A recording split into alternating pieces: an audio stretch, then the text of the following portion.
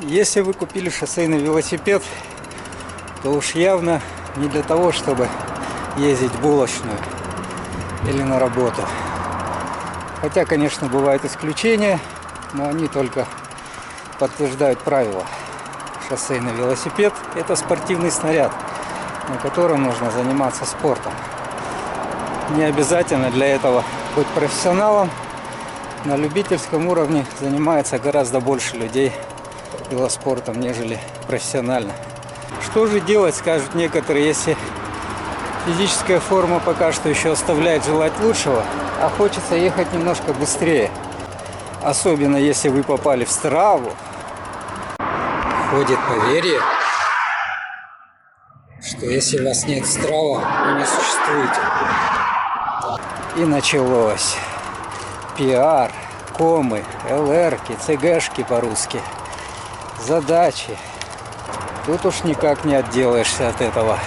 Хочется. Что же делать? Что же делать? Спросите вы меня. Ну-ка, спросите меня. Что же делать? А вот что. Итак, 5 лайфхаков для начинающих велосипедистов-любителей о том, как ехать быстрее. Поехали!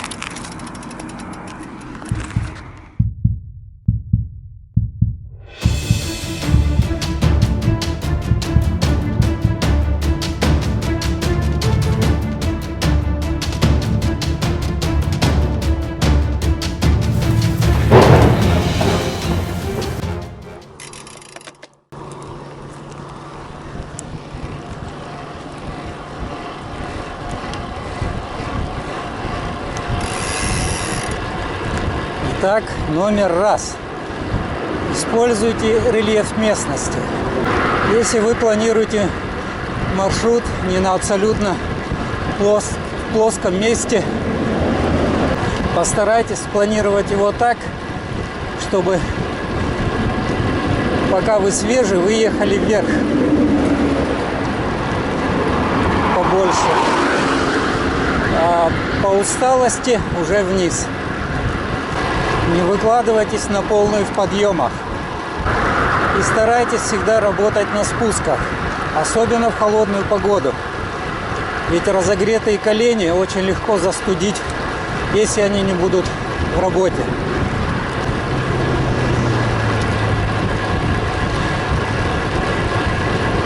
Также, работая с горки, вы можете компенсировать то время, которое потеряли при подъеме в эту горку.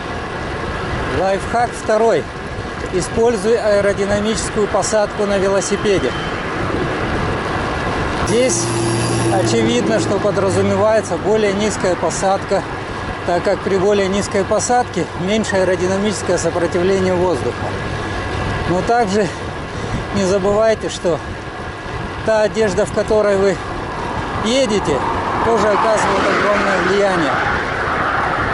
Не одевайте балахонистую одежду какую-то и старайтесь использовать шлем аэродинамической формы. Лайфхак третий. Используйте мимо проезжающий автотранспорт. Особенно это касается грузовиков, большегрузных автобусов и прочий такой габаритный транспорт. При этом следует помнить, что лучше всего это делать, когда ветер встречный или попутный. Если же ветер боковой, то надо быть очень осторожным. При боковом ветре слева, когда вы едете, вы обычно, борясь с ним, как бы наклоняетесь влево. Если рядом с вами близко проедет грузовик, он прерывает тот поток, который идет на вас, а вы все еще по инерции тянете влево и в итоге можете залететь прямиком под колеса. Будьте осторожны. Если же боковой ветер справа, то вы как бы наклоняетесь, клонитесь вправо. И в принципе проезжающий машина вас, скорее всего, отпихнет. И вы не попадете под колеса. Но пытаясь выровнять велосипед, вы можете опять же взять резко влево. Поэтому еще раз, при боковом ветре будьте очень внимательны и не делайте подобных трюков. Что же касается встречного и попутного ветра, то здесь проехал грузовик, смотрим, если сзади нету ничего, можно как бы, чем быстрее грузовик едет, тем больше воздушный мешок он за собой тянет. И вы дольше можете как бы находиться в этом воздушном мешке. Лайфхак 4. Используй ветер. Ветер может быть как врагом велосипедиста, так и союзником. Старайтесь планировать маршрут так, чтобы выезд ваш был против ветра, а заезжали вы по ветру, так как под конец тренировки вы, скорее всего, уже уставший. Если ветер встречный, то не надо работать на все 100, пытаясь его победить. Победить вы его вряд ли сможете, а себя изрядно ушатаете. Поэтому выберите темп, которым вам будет более-менее комфортно ехать против ветра. И не забывайте про аэродинамику.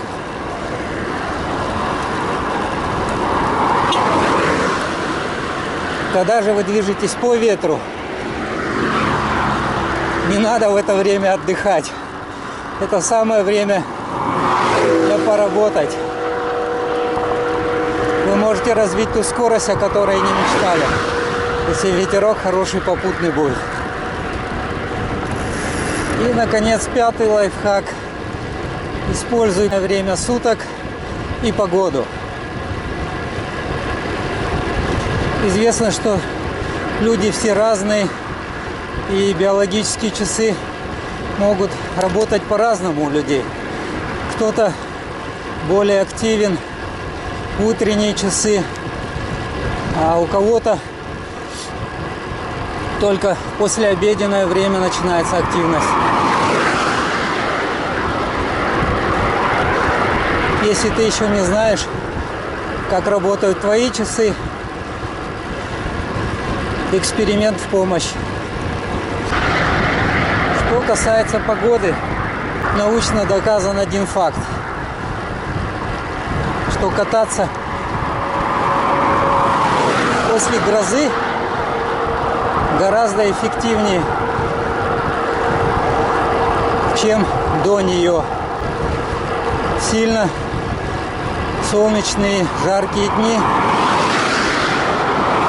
утомление наступает раньше. Поэтому есть смысл использовать и погоду, и ваши биологические часы для того, чтобы выехать правильно и покататься в удовольствие. Заодно сделать пару ЛРок. Итак, ребята, если видео вам было полезно, ставим палец вверх.